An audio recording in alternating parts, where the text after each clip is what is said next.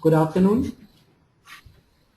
Good afternoon, everyone. I, Pururaj, on behalf of NEN and Vadhvani Foundation, would like to welcome you all for this webinar and also introduce our expert, Professor Deepak Kumar Khaitan, practicing company secretary.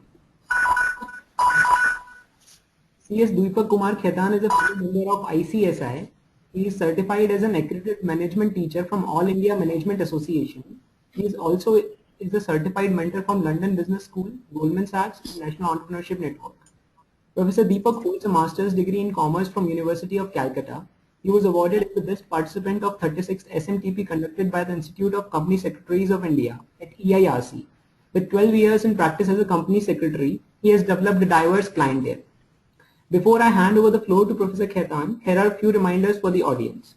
You will all be on mute by default. You may ask a question by typing in the panel provided, or if you wish to speak to the speaker directly, then you may click on the raise hand button. You will be provided the audio access only when question and answer session will begin at the end of the webinar. Please ensure to share the list of participants with us once the webinar is over. We really encourage you to update all the information on our IncapNew tool. Let's hear it from Professor Khaitan now. Over to you, Professor Khaitan. Okay, thank you, Puraj. Good afternoon, everybody. Today's topic is about registration of company and a little bit about patenting intellectual property. Friends, the time is very limited, but within this limited time, we would try to clear the policy issues so that when you take up this topic in your practical life, you have some kind of a sense of direction already available. The first issue is that, do you really need to register your company and what you should do about it. So on this note, it is important to know that there are various forms of business available in the country, and it is not necessary to start up with in the company format only. So what are those various forms? You can start up as an individual, you can start up as a proprietor in your proprietorship concern, you can be a partner in a partnership, you can start up an LLP, and you can also do a company. LLP means a limited liability partnership. But today's topic is about a company, so we would try to analyze a company vis-a-vis the other forms of business. Friends, the company format, once you make a company, there are various types. It could be a private limited company, it could be a public limited company, it could be a listed company, unlisted company, or even a not-for-profit company. The Companies Act 2013 have brought out a new type of a company known as a one-person company.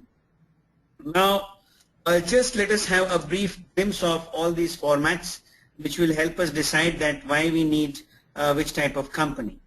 In a private limited company, you need to have, minimum 2 shareholders and minimum 2 directors.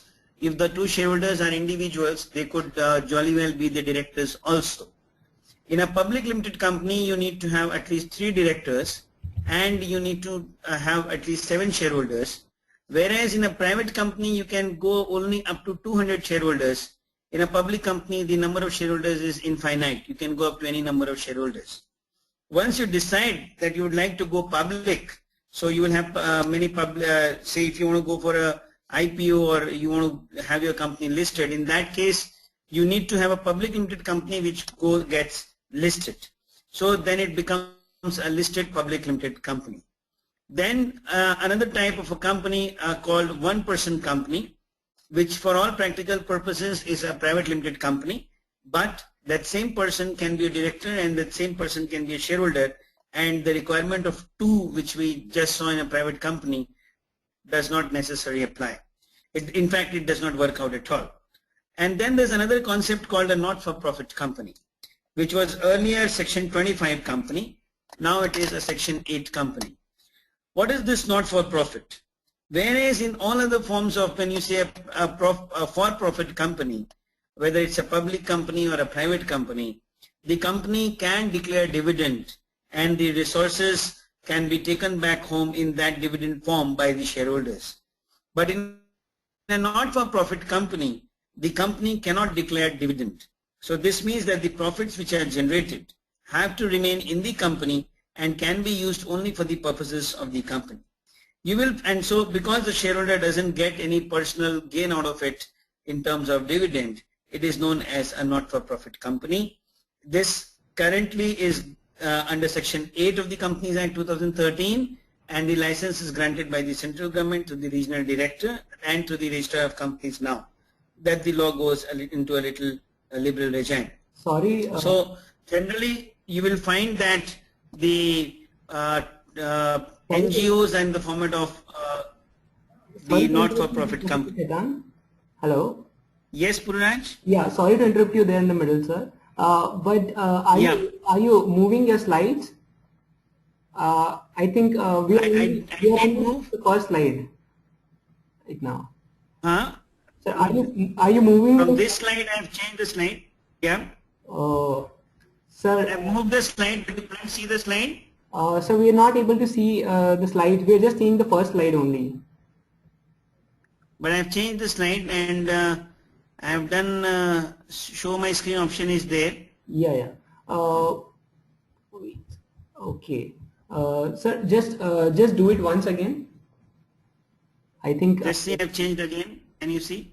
No, sir. Still not. It's only the first slide visible to us. I'll change. How do I do that? I'll reset. Yes. Should I have done stop showing? Yes, sir. Kindly. No one sees your screen. Then once again I've done. Yeah. Showing screen. Yeah. Now we can see the different slide. Yeah. Okay. Sir, kindly change it once. Yes, sir. Now we can see it. Okay, sir. Okay. Okay. Thank you. Okay. Thank you. Thank you. Sorry to interrupt, sir. Yeah. Okay. So you find friends this not-for-profit company as a concept for typically different types of business formats. Now the question arises, friends, that if I register a company, compared to other forms of business, then what is the benefit? The first point to clear here is that it is not necessary to register the company only, because to startups we do not necessarily suggest that this is the only form of business vehicle. At times people stand up on their own as an individual, and whenever their infrastructure and their need permits, they may grow up as a company or any other form of business. But the fact remains that there are some essential benefits in a company format of business which does not necessarily accumulate in the form of other forms, and hence it becomes a lucrative option in the long run, not necessarily in the short run. Let us try to see some of those benefits. Now first, the answer is very simple, that it's a separate legal entity. So once it's a separate legal entity, what happens is that the losses of the business, the profits of the business are belonging to the business or to the company and not to the individual. And the business can operate on its own by way of taking legal action or by buying property in its name, so on and so forth. Second feature, friends, is that it's a separation of ownership and management which is available in this entity. What is this separation of ownership and management? It is like when we incorporate companies for our clients, that at times clients come that we won't be, there is one client who comes with an expertise domain and he said, I am giving my knowledge into the business, but I will not be able to buy any equity. So I will remain on the board and take a professional fee to act as a professional director. So he becomes a part of the management, but it doesn't become a part of the ownership. Similarly, friends, this option also allows that somebody can become a part of ownership as well as management, reverse. So this feature is available. Maximum benefit is taken when you want to bring in professional CEOs, when you want to take their services. They may be on the board, they may be other than board. At times it is required to keep them on board, but there is no necessity to give them equity. The next feature, friends, is a limited liability. Limited liability means that what we started with the separate legal entity, an extension of that in true sense, in the deliverable sense of it, wherein the person who invests in equity of the company, his liability is limited to the extent of equity invested and not any further. So this means that tomorrow if the company runs into a loss, this limited liability ensures that he doesn't pay out, is required to end up paying more. But in other forms of business, like say partnership or other forms, it may so happen even in the case of proprietorship, right, it may so happen that even the personal assets become a part of the liabilities of the business which the person is running. Of course, there is a little negative aspect to it also, because for practical purposes, many times, banks or other financial institutions might insist for some kind of personal guarantees while giving a loan or any financial assistance. And at that time, the concept of limited liability is diluted, but then of course only to this extent and not in totality. The next important benefit of registering a company, friends, is about transferability of shares. Now, this is a very important thing if one understands, that at various modes of time, you will have to invite various investors, various people in your company, and it may also happen that, you have to at times give them equity, and it may also happen that, people will come in with different role plays. So what happens is that if it may also happen that you have to exit the company, and what do you do at that point of time? The company necessarily at that stage of life has a lot of assets and properties in its books. So if you want to individually divulge those assets, then a lot of formalities have to be complied with, including there's also a change in hands, so a stamp duty element is there. For example, if you talk about land, then if conveyance is done for the land transfer or for the physical real asset, roughly 8 to 10% of the transaction value has to be paid as stamp duty.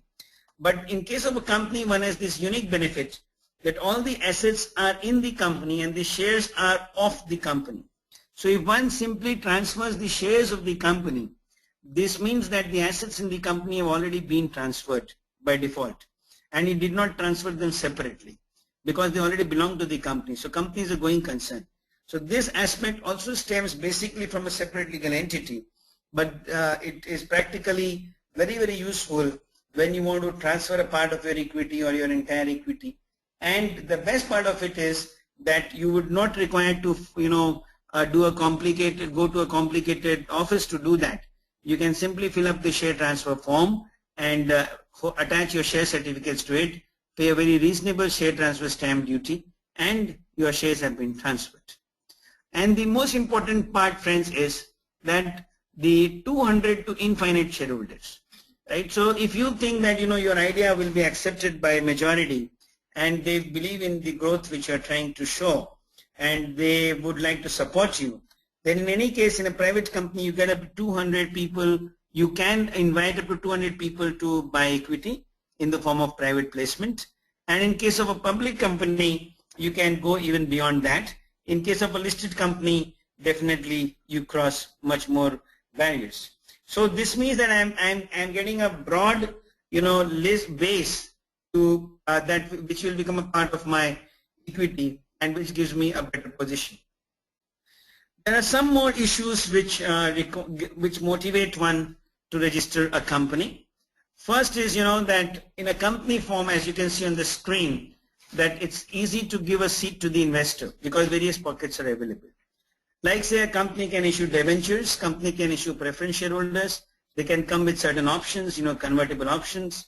Then company can take a secured loan, company can take an unsecured loan, company can issue an equity share, right? So basically, company can have various pockets available and various seats available, and depending on the need of the investor and the kind of thing which he wants, you can position him. But when you talk of a partnership, say for example, investor comes as a person either is given loan or he comes as a partner only. The other formats may not be available to the investor. There is no concept of a preference share or an equity share and so on and so forth. The next benefit which will be, of course, this is not the alone entity which gets this benefit, but it is very structured, and that is why I suggest that. See, foreign direct investment is possible by way of equity route and in the automatic route by way of equity, and you find that the policy of the Reserve Bank of India is very much favorable for the entrepreneurship for these purposes. And why this is important is because if some of you later on decide to invite VCs, and VCs belong to a foreign origin, then ultimately it would be a FDI. It may turn up to be an FDI, even if in the form of a VC or a private equity or whatever. So in a company format, the procedure is genuinely very simple. It's subject to a little bit of checking, of what the master circular of the RBI as on 1st July or any subsequent circular on that says. But most of the sectors are permitted here with a little bit of restrictions here and there. So you will find that you just need to bring in the money. There is no question of approval. You just need to inform the RBI when you talk of equity, and that also intimation is given through your banker. So so you need not go and directly find out with whom to apply and what to do. And of course, if you are borrowing a loan in the company, then the ECB route has to be followed. So this is another pocket. The another hidden advantage is, friends, that when you make a company or even for that purpose LLP, both are under the Ministry of Corporate Affairs of the Government of India. So your credentials can be easily verified from the website called www.mca.gov.in. Anybody can pay a simple inspection fee and just find out, or even without paying fee, one can find out a lot of details about your company, right, by looking at the master data, the signatory details, the charge created, right, that what is the status of this company. And this gives a lot of confidence to a third party, whether an investor or otherwise, as to what you do, because it is not your website which is giving these details, but it is the government's, it is the regulator's website which is giving these details. Then next, friends, along with these details, the company also needs to file the audited accounts in every year with the Registrar of Companies through the MCA website. Now, once the accounts are audited, it is available for public domain. So as an investor or a person who is dealing with you, I would be much more comfortable by looking at the balance sheet which is available from the government records, which I can obtain without doing any much effort. And the last and most important benefit is, friends, company has a document called Articles of Association. This document is a very, very magical document. This document allows you to run a company literally in the form of a partnership. This document allows a private limited company to put restrictions on the transferability of shares. We have various concepts here, like one is right of first offer, known as ROFO. Other is, drag along, wherein, then the third could be, without any mutual decision, the shares cannot be transferred, or new parties cannot be allotted shares, or without mutual consent of all shareholders or all directors, the board cannot appoint further directors, so on and so forth. So once these clauses are inserted in the article, so the drafting is very critical, you will find that you can run a private limited company with the best of conditions which you want and genuinely take benefit of this kind of a leverage given to you. In a public limited company also, the same kind of benefits can be available, but the articles cannot contain restriction on transferability of shares. Apart from these, all other restrictions, all other issues can be addressed in the public companies articles also. Now, how will it benefit when you talk about transferability of shares by way of articles, when you restrict that transferability of shares by way of articles? The benefit comes, friends, in the form of situation at a time when the company is really going into some kind of a dispute, or when one investor or one shareholder wants to transfer his shares to somebody else, and then whether you like that person or not, that person will become a part of yours. And it may also so happen that if the other guy is having a majority stake, he gave away the majority stake, so you remain in the company being a minority. So these issues can be duly addressed in the articles by way of making various affirmative rights, and this is how this article becomes a very, very magical document where you dream it and you can put it, and of course whatever you think about, that has to be in conscience with the basic law of the land. So the articles cannot be beyond the Companies Act, but if it is within the framework of Companies Act, all those questions can be duly addressed. So I would like to register a company. Now the issue is that whatever be the benefits, as I said earlier, for somebody an LLP might be beneficial, for somebody the proprietorship might be helpful. But if you register a company, how does it actually help in the longer run that is more important.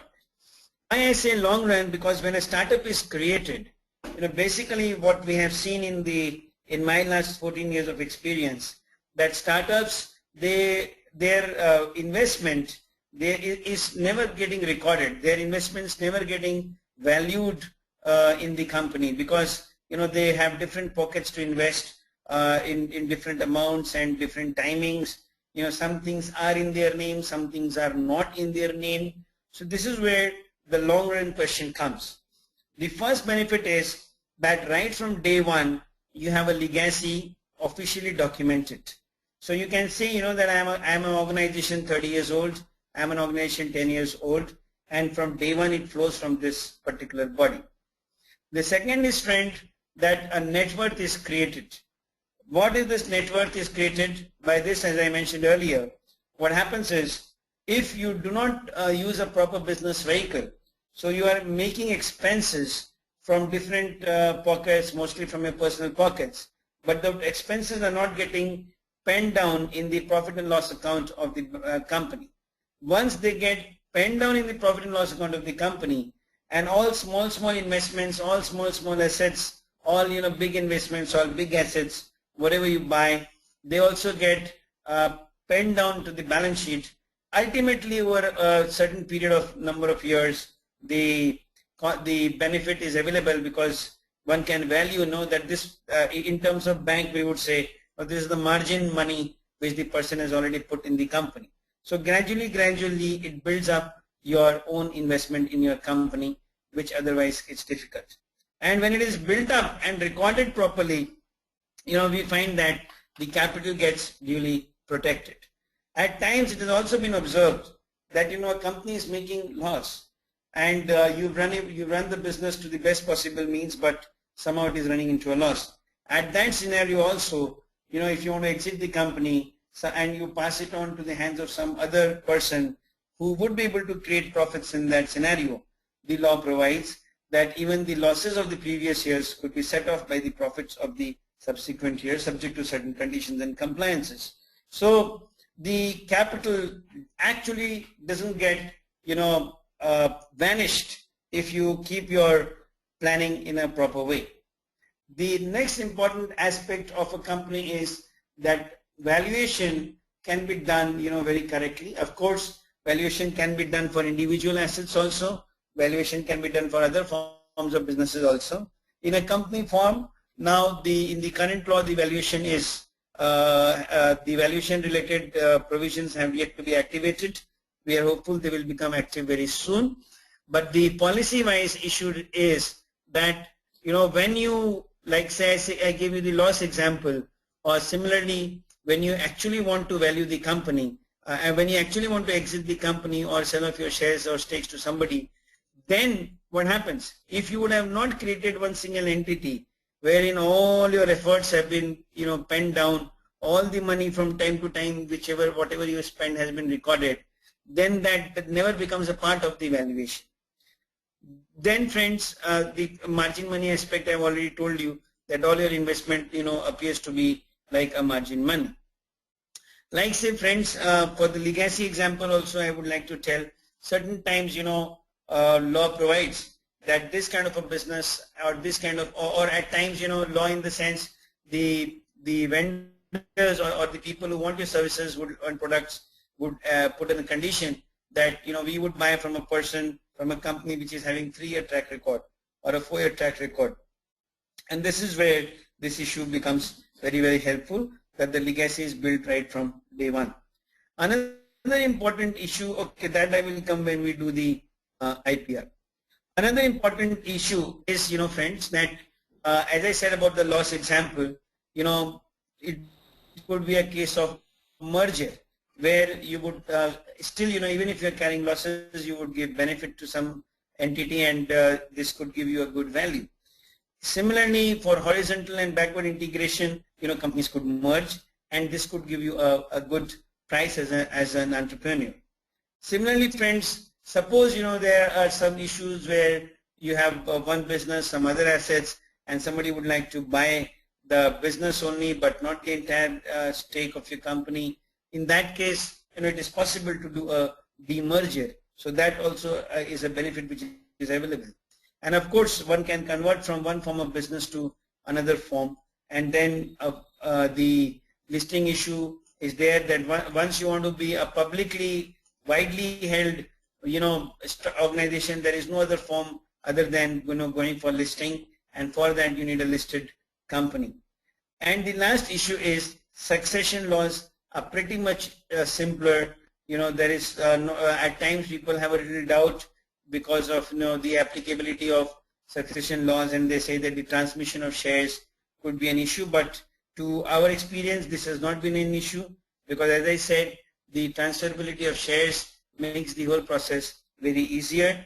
The articles could have a clause that board will demand these types of documents for succession related issues, and if and or the board has the liberty to use its discretion. So even though legally one would require a succession certificate from the court, if the board is more or less of the opinion that it is not that we know the person, right, so it is not much essential. So an indemnity bond, even the shares of the father could be transferred to the shares of the child. And this is how of course subject to the majority related issues or the minority related age issues.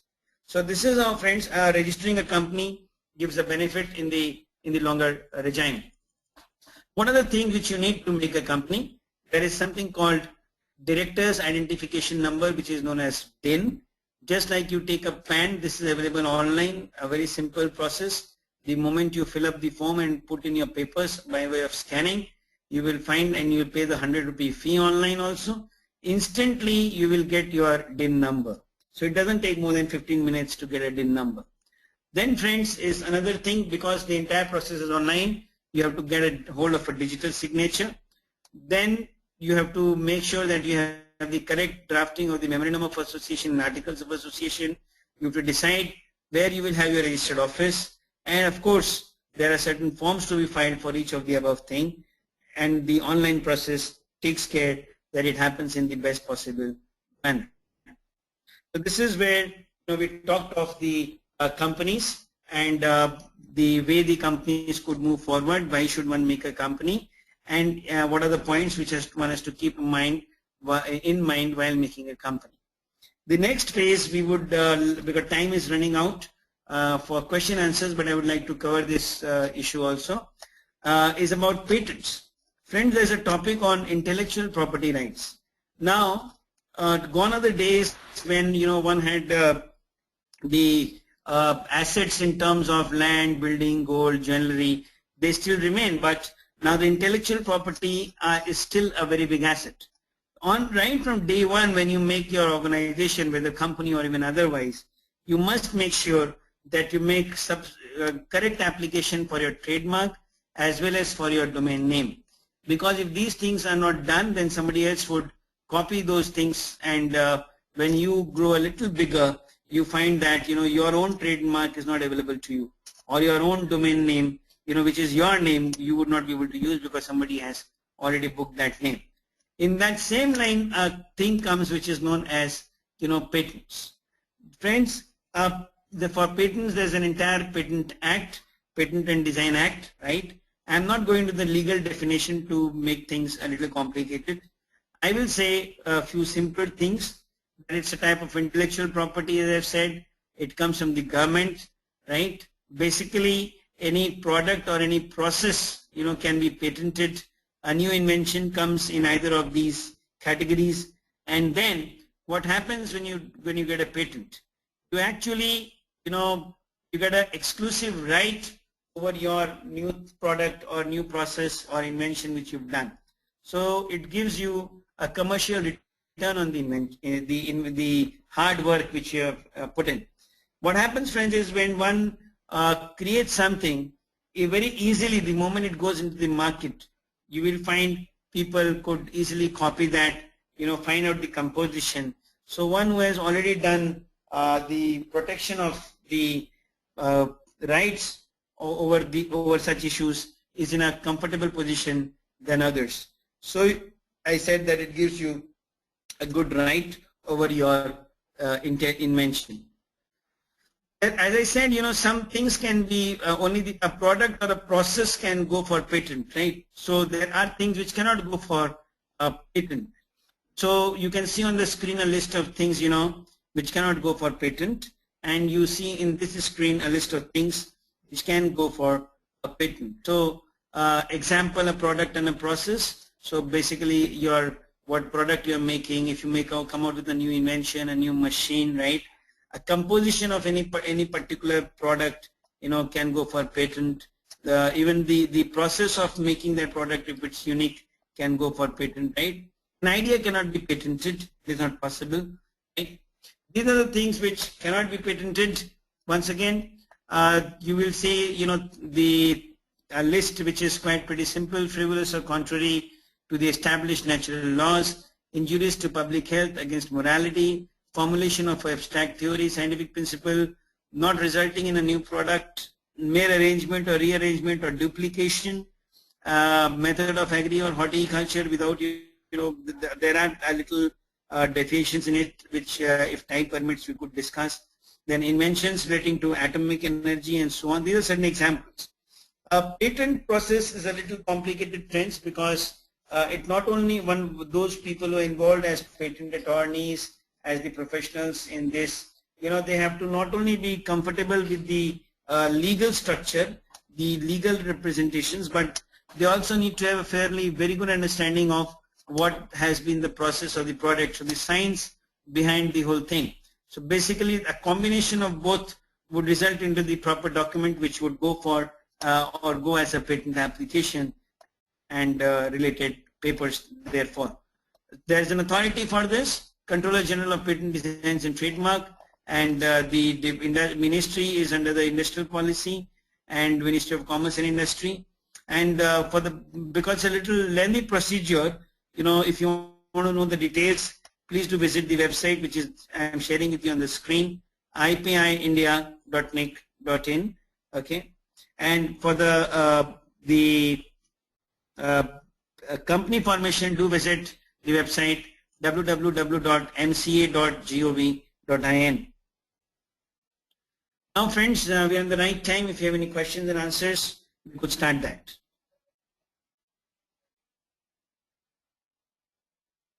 Thank you so much, Professor Khaitan, for that wonderful session. We'll begin with the question answer session now. I have this question from Professor Khaitan. Are you able to hear me? Yeah, I'm able to hear you. Yes, Purunaj, go on. Yeah, it's.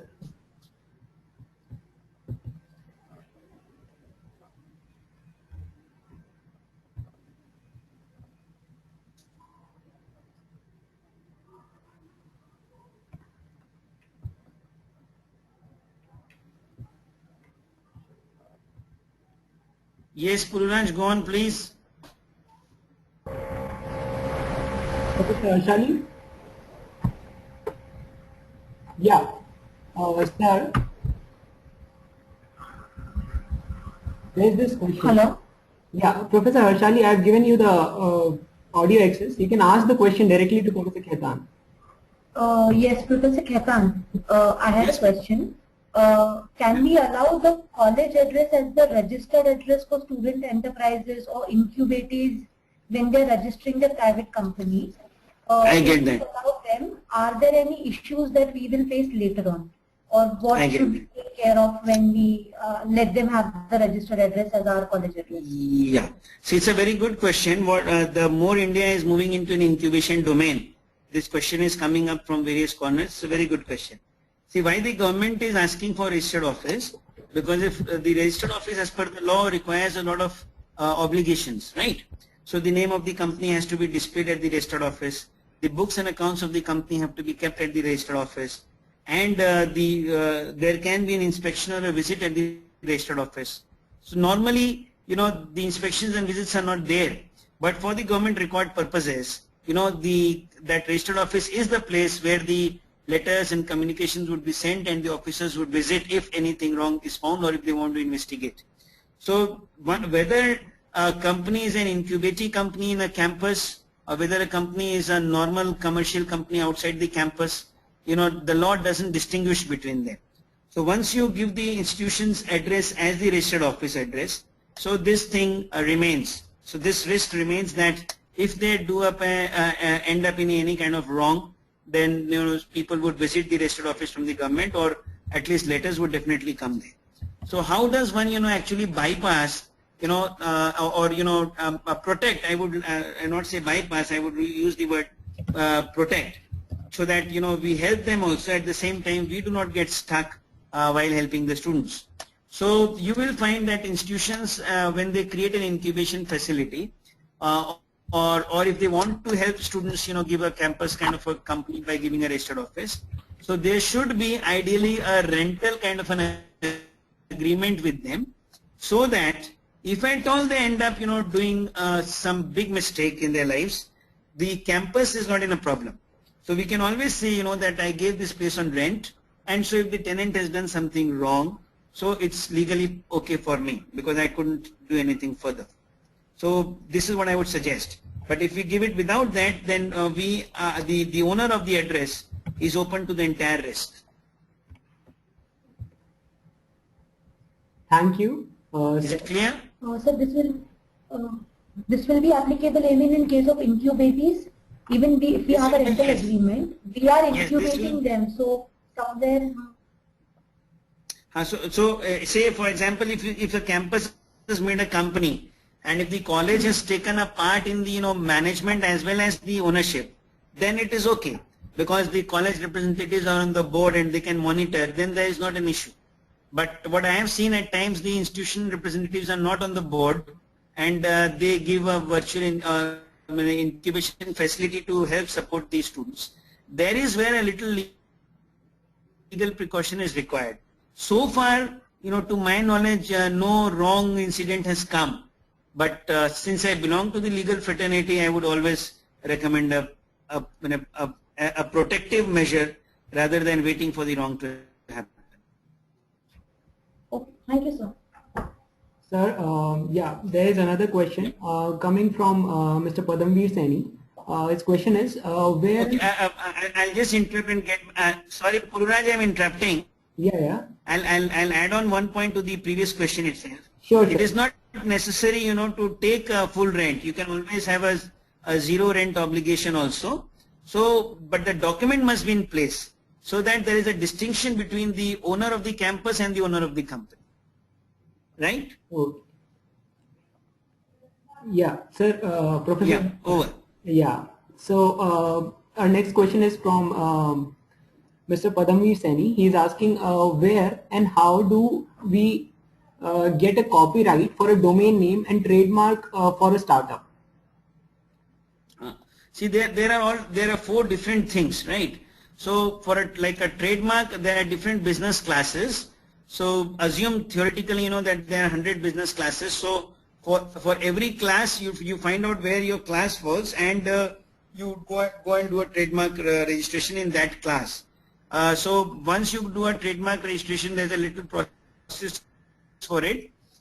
Say for example, for 3 months or so, your mark is published in the journal, and for inviting objections. If no objection is received, then you can start writing TM, and later on that final letter comes from, I think still now it comes from Bombay if I recollect, then then you can start writing R in that circle.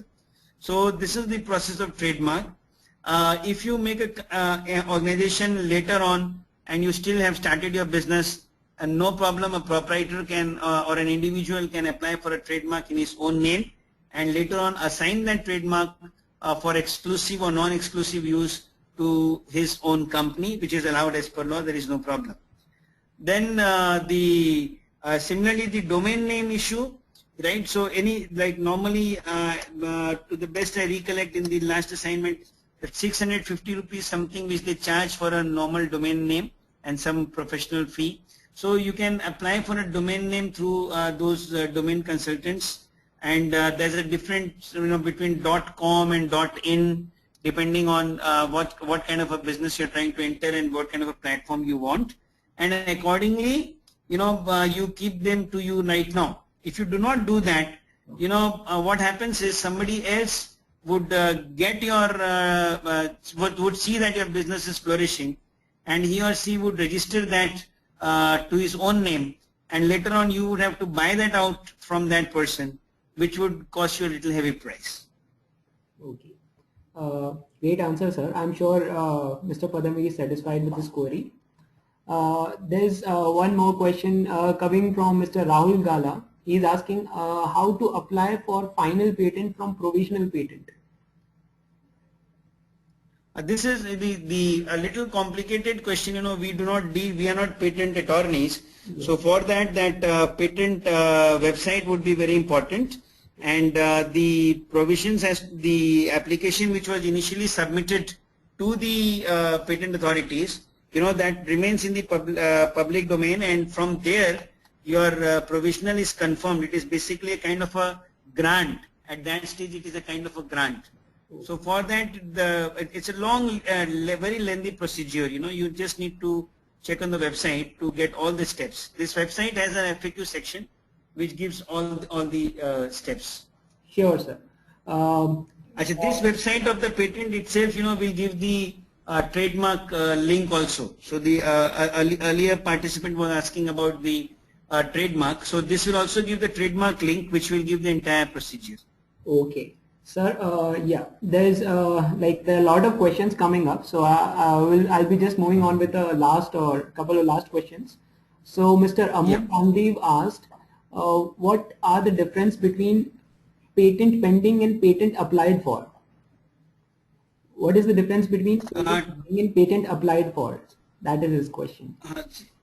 See, patent applied for is just that you will say that patent applied for, because whether at all it will be accepted, rejected, one God doesn't know. Patent pending is a little advanced stage where somebody would say that my scrutiny is on and a patent is pending, but it doesn't mean that any kind of a grant has been confirmed. So it is just one step, that you've moved one step further. Till the final grant is confirmed, that provisional and the final, and then the final grant, it is in a difficult zone. Okay. There's one more quick question from him only. If two or more persons work on inventing or creating a new product, to whom will patent go to? It's an interesting one. They will both apply jointly. If you look at the website which I have told you, you will find a list of persons, which who can apply for patent. So that list of persons provide that even the individual, the corporate, even if the person who has invented, if he is dead, the successor, so that anybody can apply, both can apply together. Okay. So there's one final question from Mr. Mehraj Ali. It's what is my first step if I find my copyrights are violated? See, there's a little difference between there's a period associated with copyright, right? So if the number of years, depending, like say for example, you find old Hindi songs being remixed now because their copyright tenure has got over. So one at times doesn't take much effort in that. If you find that your period is protected, is duly covered in the copyright, the first step, the moment you find such a violation, is to give a notice to the person who has violated. You have to give him a formal legal letter. Even if you don't go to a legal person, then do draft out a warning letter from your end that I find that I understand that you have done this kind of a violation and would like to explain me that what has happened, and would like to caution you not to do any further. Still, if you find that he has not stopped, or if you want to take an action, then the best thing would be immediately you have to file an FIR in the local police station, and all these details you will find in the website called copyright.gov.in. Copyright, COPYRIGHT.gov.in. Sir, there's one it's bursting with questions. One last question from Mr. Yash Chopra. How to stop someone from copying your company name or that has similar name with little changes? Yeah, see, now the entire company process is online, which was not there earlier. So the moment one applies for a company name, what the registrar has full link, even you have a link. When you go to that MCA website and apply for a name, you will be allowed to find out, what are the existing names. So if the name is similar or existing, by default now, earlier there was a chance, and earlier there are many cases where it has happened, but now it is not possible that a company with similar name will be incorporated. And still, if it is incorporated, the earlier owner has full right to apply to the central government, the ROC, to have the name struck down. So you can claim that the company will be bound to change the name, and you can apply it to the registrar to give him direction through the MCA. And the second thing is, if suppose the trademark is yours and the company, if you have a trademark, say X, and one person has formed a company in the name of X Private Limited, right? So in that case also, while forming X Private Limited, it was the duty of that person to declare. So he has declared that there is no trademark applicable on me, or there is a trademark. So if he has given a false declaration and taken the name X, even though the trademark belongs to you, so in that case, number one, he has done a fraud under the Companies Act, for which there is a provision for imprisonment under 447 and so forth. And under the trademark also, you get all right to enforce him and have him punished. And in between, if he has also made some gains, whether it is for trademark or copyright or otherwise, if he has used your IPR and made gains, then you can claim those gains along with damages from such person. Okay.